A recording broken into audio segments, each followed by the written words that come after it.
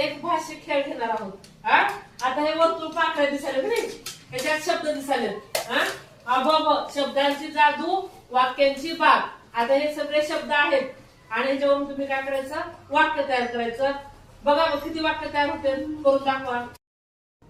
आता बघा दिव्यकांत वाक्य तयार करून दाखवणार आहे. चल घे. आई पेन दे, आई पतंग दे, आई पतंग आण, आई पपई घे, वैभव पपई आण, वैभव पपई ठेव. आता तू तयार करून दाखव. छान. कमल पतंग बघ, कमल पतंग दे, कमल पतंग आण, कमल पतंग ठेव, कमल पतंग धर, कमल पुस्तक धर, कमल छत्री धर. छान, व्हेरी गुड.